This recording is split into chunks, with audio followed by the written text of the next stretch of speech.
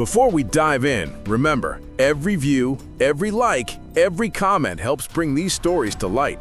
If you think you're ready for the truth, hit subscribe, because this one won't let you sleep easy tonight.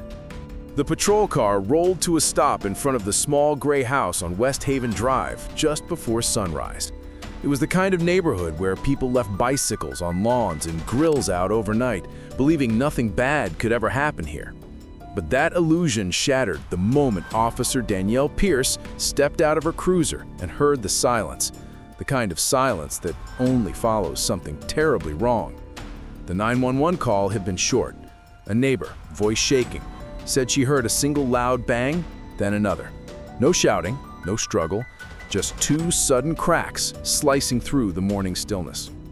Pierce moved toward the front door, flashlight cutting across a porch, cluttered with half-finished home projects, kid shoes, and a school backpack leaning against the wall. There was no forced entry, no shattered windows. Everything looked painfully normal, but the air felt heavy, as if the house itself was holding its breath. She knocked, no answer. Backup arrived minutes later. Detective Aaron Locke joined her, a seasoned investigator whose calm rarely cracked. 2 shots, Pierce said. Neighbors certain. Locke nodded once. Let's go. Inside, the house was dim, curtains drawn. The living room was neat, too neat, as if someone had recently straightened things out or never touched anything at all. A half-finished bowl of cereal was sitting on the coffee table. A child's jacket hung on the back of a chair. And then, on the hallway floor, Pierce spotted it. A small shoe. A child's shoe. Her chest tightened.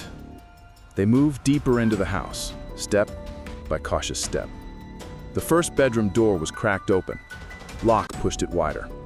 And that was where they found them. A man, mid-40s. A boy, no older than 9. Both still, both pale, both gone. The weapon lay inches from the father's hand. Pierce swallowed hard. She had seen death before, but something about this scene, the closeness of the bodies, the father's arm slightly extended toward his son, made her stomach twist. Call the coroner, Locke whispered.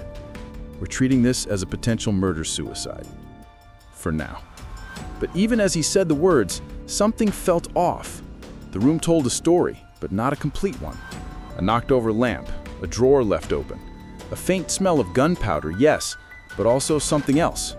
Something metallic, something sharp, something wrong. Locke scanned the scene, eyes narrow. This doesn't feel right, he muttered. Pierce stepped back into the hallway, trying to steady her breathing. That was when she noticed another door, a basement door, locked from the outside. A lock. On the outside. She and Locke exchanged a look, a silent agreement. He turned the key they found on a nearby hook. The door creaked open, and what waited on the other side did not match any theory they had walked in with. Detective Locke clicked on his flashlight, the beam slicing into the darkness below. Pierce felt her pulse thrum against her throat. Basements were rarely good news in cases like this. Too many secrets lived underground. The stairs creaked with each step, the kind of slow groan that suggested age or neglect. The smell grew stronger as they descended. Not decay, something metallic, cold, and unsettling. It clung to the walls like residue from a storm no one heard. When they reached the bottom, the first thing they saw was the table, a long wooden workbench stretched across the wall, covered with papers, maps, scribbled notes, and photographs pinned in overlapping layers. Some were of the boy, smiling at a baseball game, holding a fishing pole, wearing a Halloween costume. Normal moments, innocent moments. But taped beside them were images of the father, surveillance stills, printed documents, letters with heavy black lines redacting nearly everything except dates. All recent, all clustered together. A timeline. Pierce stepped closer, her breath catching. This wasn't just a storage room. No, Locke murmured. It's an archive, a personal investigation. But into what? Locke picked up one of the documents. It was a notarized letter, recently dated. The parts that weren't redacted mentioned disputes, threats, custody concerns, something about a pending review. Looks like he was scared, or preparing for something, Locke whispered. Pierce scanned the rest of the basement. There were shelves filled with empty folders, audio recorders, a small safe sitting slightly open as if someone had rushed to grab whatever was inside. She pointed her flashlight into the safe. Empty. Someone was here, before the shots. As if perfectly timed, a thud echoed upstairs. Locke and Pierce froze. Silence. Then footsteps, soft, measured, moving across the floor directly above them. Locke signaled for Pierce to stay behind him. They climbed the stairs slowly, flashlights off now, listening. The house had been sealed the moment units arrived. No one should be inside except officers. They reached the top of the stairs and stepped cautiously into the hallway. But the house was still, too still. Pierce scanned left. Locke scanned right. Nothing.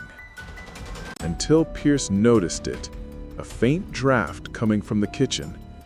The back door was cracked open no more than an inch, not enough for someone to get out unnoticed, unless they left before officers sealed the block.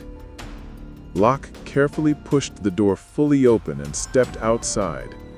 The morning sun had risen now, spilling gold over the backyard. A fence gate in the corner swung lightly, rocking as if someone had just passed through. Fresh footprints in the dew led away from the house toward a narrow alley behind the property. Someone was watching, Pierce said. Her voice was low, tight. Locke exhaled slowly. And they took whatever was in that safe.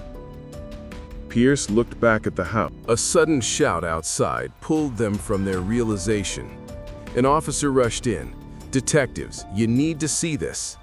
Locke and Pierce followed him to the backyard.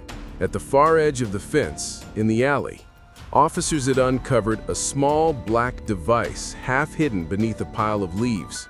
A recorder. Pierce lifted it carefully with gloves. She clicked play. Static. Footsteps. A door closing.